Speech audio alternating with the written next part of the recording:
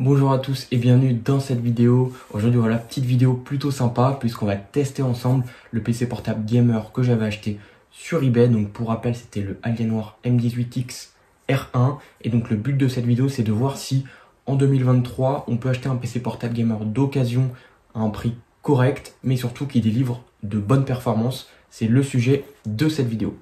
Pour ceux qui ont suivi mes précédentes vidéos sur ce PC, vous avez remarqué que j'ai fait pas mal de choses dessus. Je l'ai démonté, j'ai changé les cartes graphiques, j'ai fait vraiment beaucoup de choses dessus. Et il y a eu beaucoup d'échecs. Donc bien évidemment, si tu es intéressé de savoir tout ce qui s'est passé sur le PC, eh bien je te conseille de regarder toute la vidéo puisque toutes ces informations-là, je vais les dévoiler à la fin. Puisque là, on va vraiment se focaliser sur le test.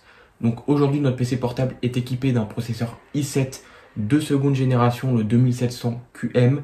Et comme carte graphique, on a tout simplement une GTX 680M avec 2 Go de VRAM dédié. Donc maintenant, ce qu'on va voir, c'est est-ce qu'on peut jouer avec ou pas. La réponse dans cette vidéo. Les amis, voilà pour le petit 3D Mark. Vous savez, j'aime bien commencer toujours mes vidéos de test par un 3D Mark. Et donc là, on peut voir qu'en termes de graphics score, on est plutôt assez faible. On est sur du 1195, ce qui n'est pas très élevé. Et en CPU score, on est sur du 2614. Ce qui n'est pas très élevé non plus, mais quand on compare au processeur d'aujourd'hui, ça équivaut plus ou moins à un Ryzen 3 qui va faire 3300 en termes de score. Donc en termes de CPU, on voit que c'est pas non plus dégueulasse, à savoir qu'on peut modifier le processeur et augmenter, mais voilà, c'est pas le sujet de cette vidéo. Donc du coup ensuite, en termes de température, on peut voir que c'est vraiment bien maîtrisé. Voilà, on n'est pas au-dessus des 70-73 degrés pour le GPU, ce qui est vraiment correct. Et en termes de CPU, on a eu un pic à 87 degrés et ensuite ça redescend dans les 80 degrés. C'est expliqué par le fait que sur ce PC là, chaque composant est indépendant et a son propre dissipateur de chaleur avec son propre ventilateur. Ce qui fait que les performances de refroidissement sont beaucoup plus intéressantes et on peut monter beaucoup plus en termes de fréquence. Donc voilà, c'est l'avantage de ce PC là. Après il est très épais, on a environ 6 cm d'épaisseur, ce qui est assez épais. Donc voilà pour le petit 3D Mark, c'est que des chiffres. Nous maintenant ce qu'on va faire c'est tester en jeu et voir si oui ou non c'est possible de jouer avec une 680M. À savoir que j'en ai qu'une sur ce PC là et qu'on peut faire un SLI et en ajouter une deuxième.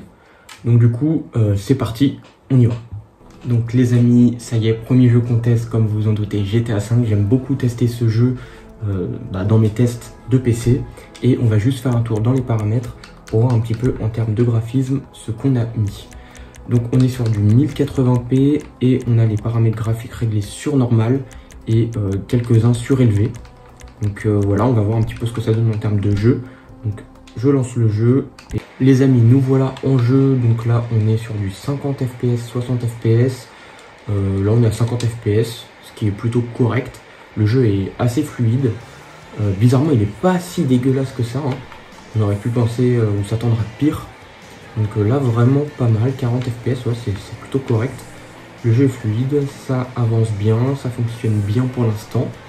Ouais, assez surpris pour une 680M qui est quand même assez d'ancienne génération. Elle perf plutôt bien sur GTA 5. Après c'est un jeu de 2015, donc c'est pas non plus un jeu super récent. Mais ouais, plutôt pas mal. Ça fonctionne, ça fonctionne. Bah, écoutez, 40 fps, pas de saccade. 45 fps, pas de saccade, ça fonctionne. Ouais, bah écoutez, rien à dire pour ce jeu là, c'est largement validé. Bon, on n'est pas à 60 fps malheureusement, mais voilà, c'est quand même jouable.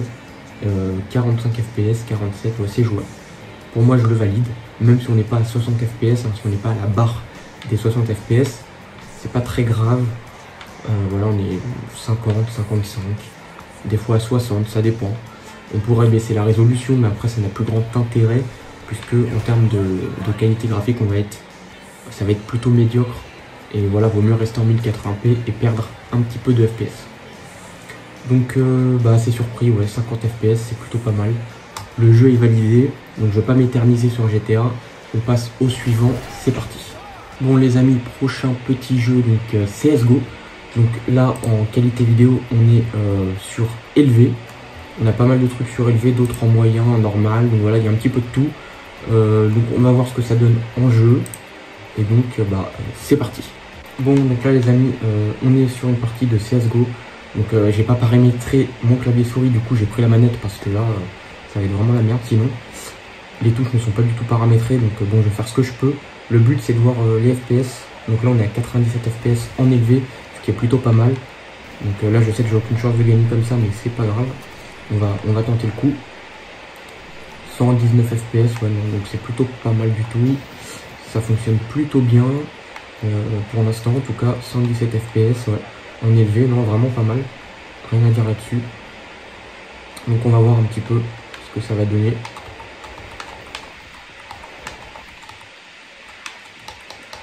Donc ouais, je suis mort. Avec la manette c'est injouable. CSGO en manette c'est vraiment c'est injouable. Enfin c'est pas grave. Mais vraiment le but c'est de voir les FPS. J'ai eu une chute à 70 FPS, même 50. Mais sinon ça reste correct. On est en moyenne à 90 FPS, 100 FPS. Donc c'est totalement jouable. Donc voilà, ce que je vous propose, c'est de passer au prochain et dernier jeu. C'est parti. Ok, donc dernier jeu à tester les amis, c'est tout simplement Assassin's Creed Odyssey. Donc là on est sur un jeu qui est extrêmement gourmand. Voilà, un jeu qui est sorti en 2019 ou 2020 si je dis pas de bêtises. Donc loin de l'année d'époque de sortie de cette carte qui est aux alentours de 2012 si ma mémoire est bonne. Donc en termes de paramètres graphiques, on est en 1080p 60 images par seconde. Et en termes de qualité graphique, on est sur personnalisé, pardon. Et on a tout mis en faible, puisqu'on ne peut pas passer en moyen, sinon la mémoire en fait, de la carte graphique n'est pas suffisante. Et ce qui fait qu'on est dans la zone rouge, et donc bah, c'est pas vraiment recommandé, et il y a des saccades, donc ça sert à rien de jouer comme ça. Donc voilà, c'est parti. Ce que je vous propose, c'est de lancer le jeu, et de voir si on peut jouer correctement ou pas à Assassin's Creed Odyssey. Les amis, ça y est, on est en jeu. Autant vous dire que ça fait plutôt mal aux yeux dans un premier temps. Et dans un second temps, on est en dessous des 30 FPS, donc on est à 25 images par seconde, ce qui n'est pas vraiment jouable pour moi. Voilà, à partir de 30 images par seconde, ça vaut pas le coup. Donc là, clairement, 25 images par seconde, c'est extrêmement faible. J'essaye de m'éloigner un petit peu, d'aller sur une zone où il y a moins d'objets, moins de surface, mais on bouge pas, on est toujours à 24 FPS. Donc là, honnêtement, c'est pas vraiment jouable. Là, pour le coup, ouais. C'est loin d'être jouable. Ah, on remonte un petit peu, 28 FPS. Là, on s'éloigne, donc ça commence à être un peu plus jouable. Mais bon, à mon avis, si on est dans le cœur de l'action, donc dans une grosse guerre sur Assassin's Creed Odyssey, et qu'on a énormément de personnages qui sont là, qui sont chargés sur la map, je pense qu'on est en dessous des 20 images par seconde. Donc clairement, la 680M ne fait pas le poids face à un jeu gourmand comme Assassin's Creed Odyssey. Donc forcément, les jeux de 2021, 2022, 2023, vous pouvez clairement les oublier avec cette carte, puisque ça sera tout simplement injouable, à moins si vous jouez en 800 pixels par 600, mais aucun intérêt de jouer comme ça. Donc voilà.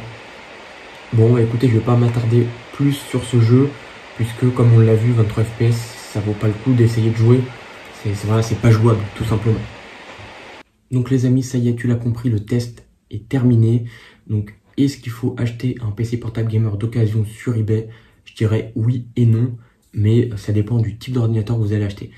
Clairement, pour un PC portable de ce type-là, à 390 €, ça vaut pas le coup, dans le sens où eh bien, les performances ne sont pas au rendez-vous. Comme vous en doutez, un PC assez ancien, avec un i7 de seconde génération et une 680M, eh bien, ça fait pas du tout le job en 2021, 2022, 2023 pour tous les jeux qui sortiront dans les années à venir ou dans les mois à venir.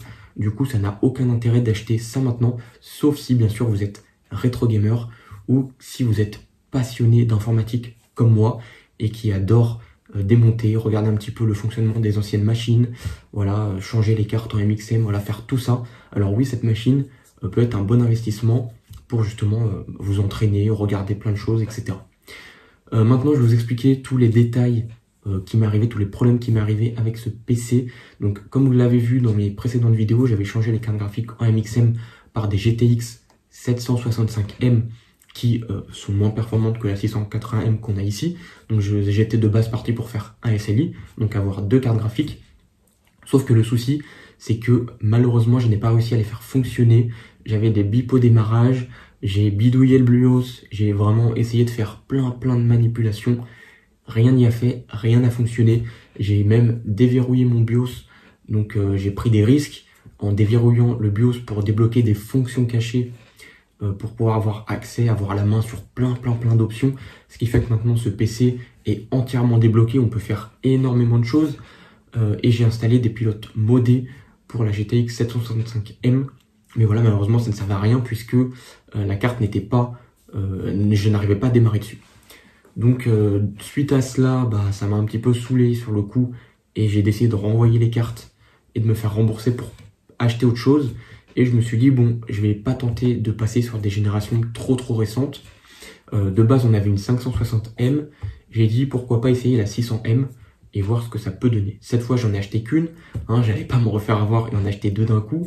J'ai préféré en prendre qu'une seule et voir déjà ce que ça allait donner. Donc, j'ai mis la 680M dans le PC. Et là, je démarre le PC et ça fonctionne. La carte est bien reconnue en tant que Microsoft Driver, je sais plus quoi, parce que vu que c'est une carte qui n'est pas autorisée à être sur ce PC, le PC ne la reconnaît pas tout simplement. Donc suite à cela, j'ai fait un pilote modé et j'ai réussi à installer la carte et à l'utiliser. Concrètement, est-ce que je vous conseille de faire ça, d'acheter un PC comme ça et de bidouiller, etc. ou même pour jouer? Très clairement, je vous dirais non, parce que pour jouer aux jeux de maintenant, ça n'a aucun intérêt, à part si vous êtes rétro gamer comme je le disais tout à l'heure, ou si vous êtes passionné d'informatique et que vraiment ça vous passionne tout ça, voilà, démonter, voir comment ça fonctionne les anciennes machines, changer des cartes MXM, etc. Alors oui, ça peut être une bonne opportunité pour vous, mais voilà, 390 €, ça reste quand même un budget, plus après si on achète des cartes derrière. Donc moi la 680M m'est revenue aux alentours de 90 €, donc ce qui reste correct, mais voilà, c'est un GPU d'ancienne génération, donc c'est pas ce qu'il y a de mieux aujourd'hui. Mais clairement pour moi c'était une bonne expérience, ça a permis de vous faire des vidéos et de vous partager vraiment plein de choses sur ce PC. Donc on a vu comment changer une carte graphique, comment mettre sa pâte thermique, comment remettre des pâtes thermiques sur la carte graphique pour pas qu'elle chauffe, etc. D'ailleurs en termes de température cette carte est vraiment pas mal puisque je dépasse pas les 75 degrés. Après j'ai mis de la très bonne pâte thermique, j'ai mis des très bons pâtes thermiques, ce qui fait que les performances de refroidissement sont quand même au rendez-vous. Donc voilà, des températures sont bonnes, tout est correct. Et donc voilà, la prochaine vidéo que je vous sortirai, si je vous en sors une autre sur ce PC, c'est comment modifier un fichier NVIDIA pour rendre une carte graphique non compatible sur un PC qui n'est pas compatible avec cette carte. Donc ça peut être une vidéo intéressante, donc à voir si je vous la partage ou pas. Je pense quand même que je ferai une vidéo. Donc voilà, si vous n'êtes pas abonné, eh bien n'hésitez pas à le faire, c'est entièrement gratuit, ça permet de me soutenir. Active ta cloche de notification si tu veux rester informé de toutes mes futures vidéos. Et voilà, ceci étant dit, on peut se dire à la prochaine dans une toute nouvelle vidéo. Salut à tous!